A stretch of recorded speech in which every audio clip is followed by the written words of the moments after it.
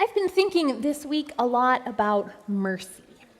Mary's song that sings about mercy reminds me of this idea that we have at the heart of our faith, that God's goodness and God's rescue comes when we have no reason to expect it. She says, His mercy is on those who fear Him from generation to generation. He has helped His servant Israel in remembrance of His mercy, according to the promise He made to our ancestors. And here this morning, Mary has heard that she will be carrying a child, and she leaves home. She says, I got to get out of here. It's hard to know exactly, but you wonder whether she is going to her cousin specifically because there are hard things to be said in her community, and it's not quite something she's ready to do yet. We don't know. But she had no reason to expect that her cousin Elizabeth would greet an unwed mother coming to her alone with enthusiasm. She had no reason to expect this sort of welcome, and yet she is received with joy. She doesn't get the door slammed in her face. She remembers God's mercy. And Mary is part of the family of faith that God has shaped the Israelite people for thousands of years, and God has claimed them as His own and has shaped them to be people who remember. So over and over again in the Old Testament, we hear God inviting people to remember. When the people are going to be finally in their new land, they're said, this is how you come before your God. In Deuteronomy, it says, you come and you say, a wandering Aramean was my father. Some guy without a home, and he went down to Egypt, which wasn't his place, and his people were oppressed, and they were driven out. They went running. God rescued them and gave them a home. And this is the story that they are to tell again and again about their faith. We were migrants, we were vulnerable, we were fleeing oppression, and God gave us a home. Promises for generations and generations. God remembers His mercy. And then in the Psalms, which are the prayers and songs of God's people, again and again people come up against a hard place in their life, and they don't mince words. They say, God, I am falling apart. The skin is falling from my bones. The dogs are circling. Everyone around me is throwing rocks. It is not easy, right? They don't mince words. And yet, as that goes on again and again in those Psalms of lament, something happens, and there's a little turn, and they say, but I remember. But I remember when you took our people and gave us a home. I remember when I thought I was dead and you gave me life. I remember when you were there and you were faithful. And so Mary is shaped by this tradition that remembers. And I don't know, but I suspect that God did that because we forget. We forget a lot. God remembers, but we forget. When I was a seminarian, one of the things that we do in our training was a cross-cultural experience. And so some of my classmates went and spent time on a Native American reservation. Some went down to Mexico for things like that. We were on a budget, so I went for the cheapest option, which was to drive 6 hours south to LA and spend time in a congregation, a Lutheran congregation, full of Salvadorans and Hondurans and folks from Central America. And so it was a Spanish-speaking parish, and there was some language classes involved, and had this wonderful Nicaraguan host family, and I ate very well. And worship was beautiful. And the liturgy was the same in many ways, so I could follow, even though I had no real Spanish. And I can remember coming back and talking with my grandmother on the telephone and telling her about this, and I can remember her pausing, and you could almost see her scratch her head and say, she said, church was in Spanish? She said, don't you think that they would want to learn English? And one of the only times in my life that the circuits have been firing well, I kind of paused, and then I remembered. And I said, Grandma, what language were you baptized in? Norwegian. In North Dakota. We forget. My beloved, gracious, kind grandmother who would kiss your cheeks off your face and has no judgment in her forgets that she has a story of her parents coming from nothing to this place and finding a home surprisingly and having this opportunity to have a faith community that feels a little bit like home and how important that was. But we forget in the span of a life, right? And so God calls us to be people who remember, and God reminds us again and again and again, and God remembers God's mercy. And so this week, I've been thinking about stories in my life of God's mercy that I might remember. And one of them happened just about a year later in seminary. I was an intern, like you've had here at Christ Lutheran. And I don't know how it went with your interns, but in many intern situations, the Sunday after Christmas is the intern's chance to get the whole deal.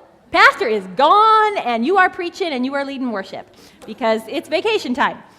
So it was the 29th, I think, 29th of December that year was the Sunday after Christmas, and I don't really remember, we did worship, whatever. I remember we were getting on an airplane to go home that night, because that was the chance to be with some family, because we had our first Christmas without family that year. And so we got on the plane, and we flew. It was reasonably late because it had to be after worship, and we get into Oakland Airport, and my folks are the kind, this is before 9/11, they meet you at the gate, right? You know, my husband Adam would say, well, do we need to call and plan? No, we don't need to call. They're going to meet us at the gate. There's no question. There's no mystery. They are always there, right there when you walk off the jetway. But they weren't. So that's all right, you know, traffic could be any number of things, and, you know, it's pretty late at night. Maybe they thought on a night like this they wouldn't need to leave as early, and it turned out they did. So we go down to get our luggage, and we think it's no problem. The airport is small. They'll meet us there. They'll find us. Well, still no. So, okay, well, we'll go stand in the drive-by pickup line. No cell phones yet.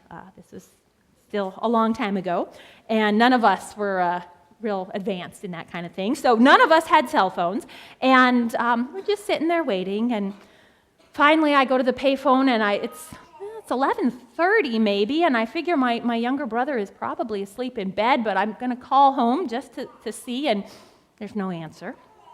So we wait another half hour or so, and now it's midnight, and that's just not like them. It's, you know, more than an hour and a half since we expected to see them, and I finally decided it was time to disturb our family friends and to call them at midnight and see if everything was all right. And they answered, which seemed like a problem, and they said, yeah, there's been a car accident. And so they said, we're coming to get you. We've got your brothers. We're going to pick you up, and then we'll all go to the hospital where your folks are. And we didn't know exactly what was going on, but by the time we got there, they had done some x-rays, and my father had broken his neck. And it was one of those things that just happens. It was an accident. Nobody was drunk. The person behind them just made a poor decision, and they flipped and spun and did all sorts of things. And so my brother went home, my brothers, both of them, with Adam, and I don't know what he did with them. It occurs to me I should ask about that at some point. But, because they were probably terrified. And so they went home, and I'm there with my mother as we wait for this spine surgeon to do his thing at 1 in the morning. And, you do what you do when you wait. You try to fill the time, you try to talk, but there's nothing to say, or there's lots to say and it's all the wrong things. This is how these things go. And I can remember at some point, maybe it was working on 2 in the morning, God's mercy. I don't know why. I'd had no reason to expect it. There was certainly no indication that we could have great high hopes for what was to come, but somehow I had this sense of God's faithfulness. And maybe you've had moments like this in your life where out of the blue and for no good reason, it seems like God shows up. And it was just this sense of God's goodness and faithfulness, not that everything was going to be roses, but that we were never going to be left or forsaken, and that somehow it would be okay, whatever okay meant. I didn't know, but somehow that God was there. And so there was this mercy in the middle of everything. About an hour later, the surgeon came out, and as they do, I never know. I want to ask a surgeon someday, do they really tell you sort of approximately what to expect, or do they give you the worst case scenario and pack? They told us if he was lucky, and it seemed possible, that he would have strength in his hands to wheel a wheelchair on his own when he recovered. And so we went home thinking about how their 2.5-story split level was going to need to change, and maybe they would move, and all of those what-ifs that you think about. We came back the next morning, and they were poking his toes with whatever they do to see if he could feel anything, and they're wiggling a little bit. So that was kind of encouraging.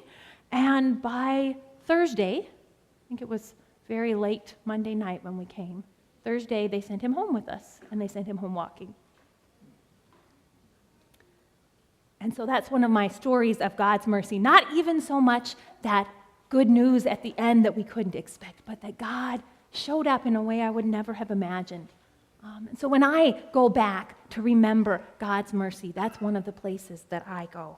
And I hope and pray that you have those as well, because God is always with us and shows up in these most strange and unlikely places. We've got a member who has been through a lot and describes the time that is given now after all of that as grace and gravy. It's all grace and gravy at this point. And that is what Mary is singing about, that we have no reason to expect that God could be this good. Mercy comes when we don't expect it. To unwed mothers and to people who are nobody. He has regarded my lowly estate, she says. Why is he even seeing me? Who am I that God would see me? It's all mercy. And so we gather today and we tell those stories over and over, and it's a sort of rebellion. If a king was sitting there listening to Mary's song, he should be concerned, right? Because this mercy changes things. And so it is an act of rebellion to gather and to tell these stories of mercy. It is an act of rebellion when we gather on Ash Wednesday and remember that we are dust and that God works with ashes. It is an act of rebellion when we realize we can't even claim that wandering Aramean was our father. We're not even a part of God's chosen people, and yet God stuck us off on the side and grafted us into that tree. It's rebellion to say we are going to hope not in the next toy, and we are going to hope not in the next demagogue, and we are not even going to hope in the next good cause, but we are going to hope in a God who is merciful.